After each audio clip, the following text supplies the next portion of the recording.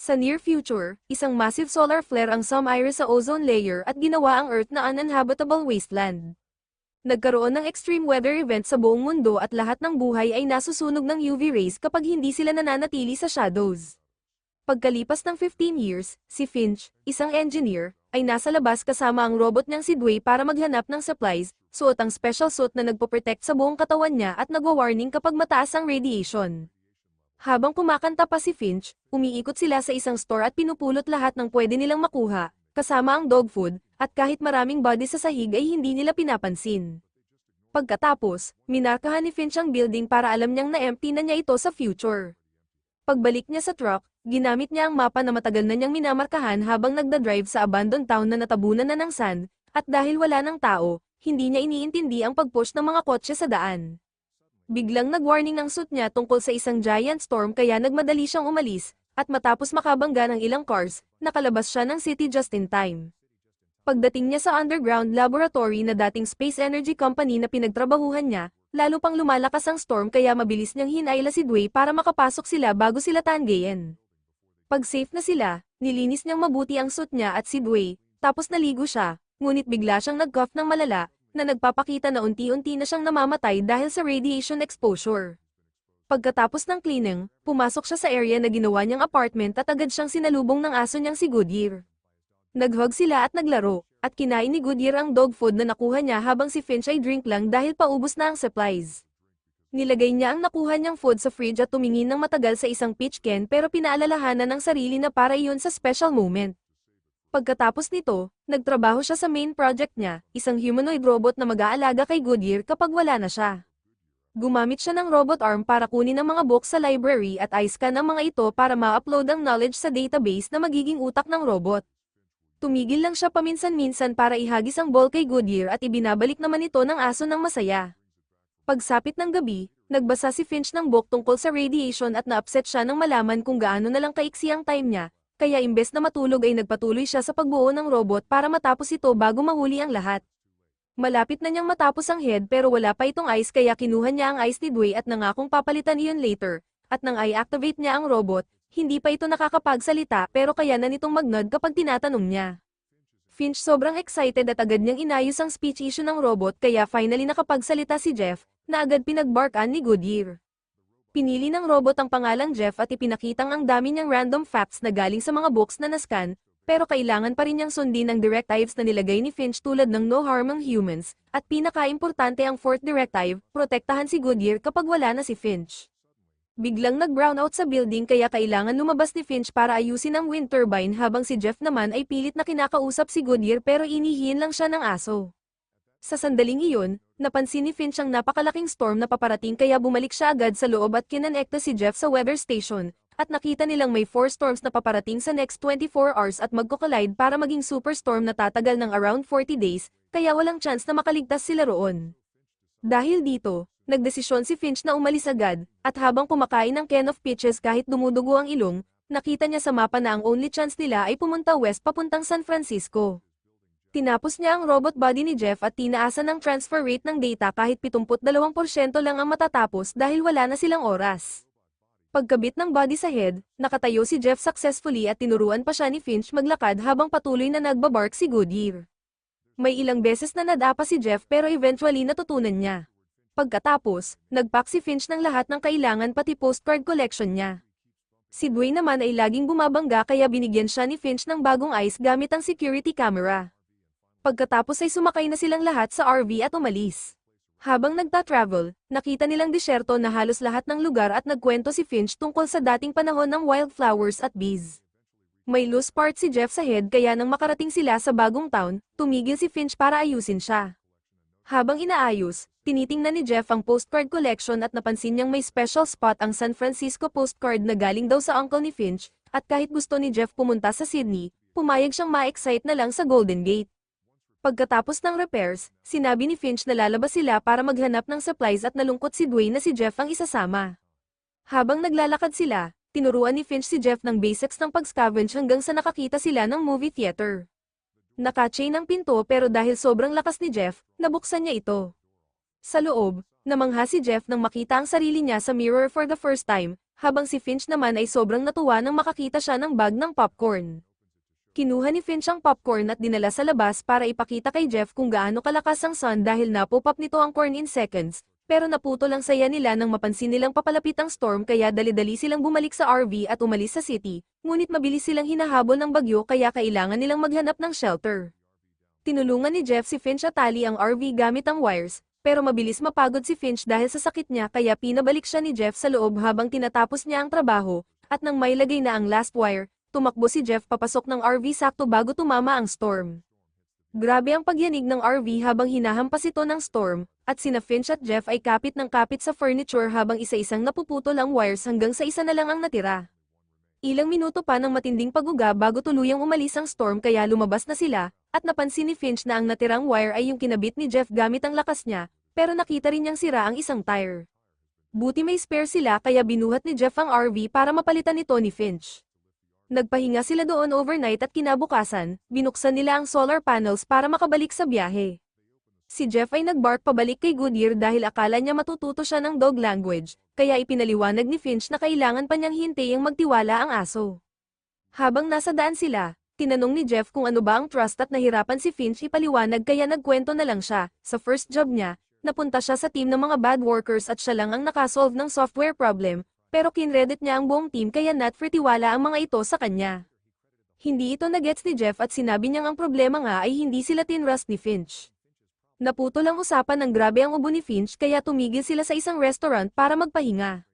Pinara din niya ang RV para may shade at nagmadaling pumasok ng restaurant nang walang suit pero bigla siyang nag-cough ng blood.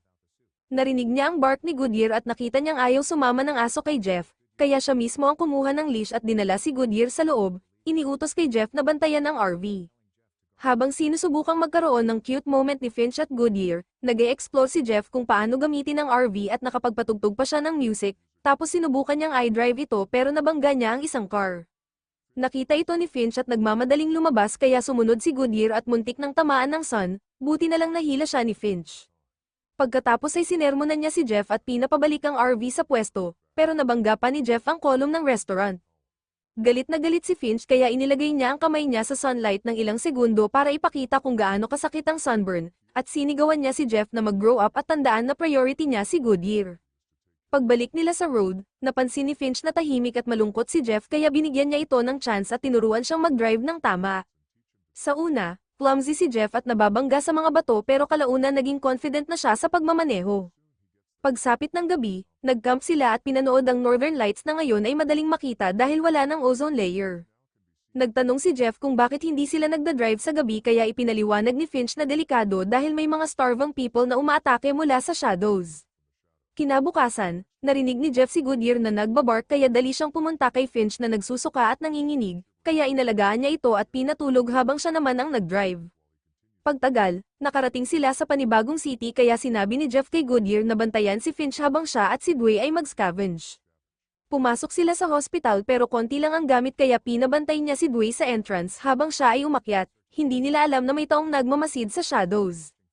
Nakahanap si Jeff ng medicine, jacket, at isang cabinet na puno ng useful items. Sa baba, nakakita si Dwayne ng food pero pagkuha niya, nadali siya ng bear trap at agad nasira. Samantala, nagising si Finch at nalaman niyang wala ang robots kaya kahit mahina, nagsuot siya ng suit at sumunod. Nasaktan siya nang makita ang kalagayan ni Dwayne at pinatay niya ito para matapos ang paghihirap, tapos may napansin siyang gumagalaw at naghanda siyang umatake pero si Jeff lang pala yun suot ang bagong coat. Sinermonan niya si Jeff dahil hindi niya nakita na trap ang lugar. Bigla nilang narinig ang mga ingay kaya tumakbo sila.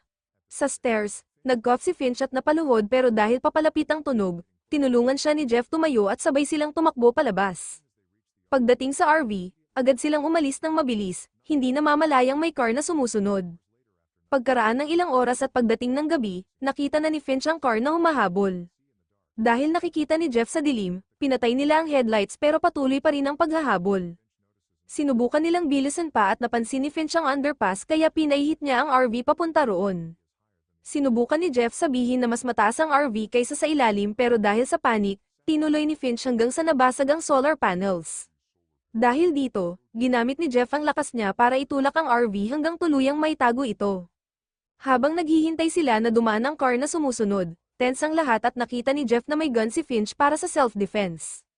Buti na lang, umalis ang car kaya lumabas si Finch para tingnan ang damage at sinisin niya ang sarili dahil hindi na niya ma-repair ang nasira, kaya sigurado siyang hindi na sila makakarating sa San Francisco. Nang subukan siyang i-comfort ni Jeff, nag-snap si Finch at sinigawan siya, pero hindi sumuko si Jeff at sinundan siya sa RV para sabihing naniniwala siya kay Finch, kaya napilitan si Finch magkwento. Pagkatapos ng solar flare, nagsisimula palang matutong mag-survive ang mga tao. Pumasok si Finch sa supermarket at nakakita lang ng bag ng noodles, pero nakita niya ang isang mother at daughter na may cart full of items at may hawak pang gun ng bata dahil inuutos ng nanay na barilin ang sino mang makita. Natakot si Finch na mabaril kaya nagtago siya, biglang may crazy guy na may shotgun ang dumating at inutusan ng mag-ina na ibigay ang mga gamit nila, kaya sinubukan silang ipagtanggol ng nanay, pero sa gitna ng struggle, ilang beses pumutok ang shotgun at nang lumabas si Finch, patay na ang mag-ina. Nakhearing siya ng maliit na tunog mula sa backpack ng bata at nang tingnan niya, nakita niya ang isang takot na puppy, doon niya inampon si Goodyear at nangakong protektahan siya, kaya simula noon natuto siyang huwag basta magtiwala sa kahit sino. Kinabukasan, nagpapahinga si Finch habang si Jeff ang nagdadrive. Tiningnan ni Jeff ang postcards at nadiskubring ang San Francisco card ay signed by, Dad, hindi, Uncle, at ang ibang postcards ay walang laman sa likod. Biglang nag-announce ang computer na hindi critical ang UV doon, at nabangga ng RV ang isang butterfly kaya nagulat si Jeff at ginising si Finch para ipakita ito. Nang iabot ni Finch ang kamay niya sa sunlight, hindi ito nasunog kaya agad siyang lumabas at tuwang-tuwang muling naramdaman ang warmth ng araw. Nakakita rin sila ng butterflies at isang flower malapit sa kanila. Pagkalipas ng ilang oras ng biyahe, mas dumami pa ang mga tumutubong plants. Dahil dito, nagsuot si Finch ng nice suit at nagpiknik sila sa ilalim ng araw. Habang kumakain, sinabi ni Jeff na nakita niya ang group sa bridge kagabi, at natuwa si Finch dahil ibig sabihin nagdi-dream si Jeff. Tinanong naman ni Jeff kung bakit nagsinungaling si Finch tungkol sa postcard, kaya nagkwento ulit si Finch, nung bata siya, sinabi ng nanay niyang may Viking blood ang dad niya, kaya ipinakita niya kay Jeff ang picture ng Viking funeral.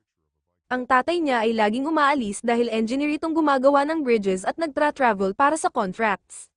Wala siyang contact dito hanggang sa 15th birthday niya nang makatanggap siya ng postcard na nagsasabing sana magkita sila balang araw.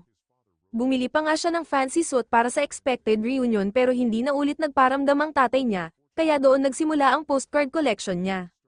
Na-touch si Jeff sa story kaya excited niyang sinabi na maabot nila ang Golden Gate in 18 hours kung magmamadali sila, pero paalala ni Finch na mamamatay na siya soon at hindi na niya maabutan yun. Pinanggako ni Jeff na aalagaan niya si Goodyear, kaya tinuruan siya ni Finch kung paano maglaro ng fetch. Nag-throw sila ng ball pero laging bumabalik si Goodyear kay Finch dahil hindi pa siya sanay kay Jeff. Biglang nag-cough ng blood si Finch, at nang tanungin ni Jeff kung may matutulong pa siya, sinabi ni Finch na nagawa na niya. Nag-shake hands sila at nagyakapan ng mahigpit, pagkatapos, pumasok si Finch sa RV para magpahinga habang binabantayan siya ni Goodyear.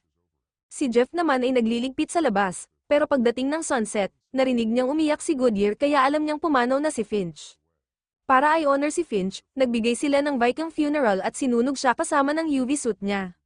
Sa una, lutang at wala pang direksyon si Jeff, pero naalala niya ang promise niya kaya pinakain niya si Goodyear at naglaro sila ng fetch, at sa unang pagkakataon, dinala na ni Goodyear ang ball pabalik kay Jeff.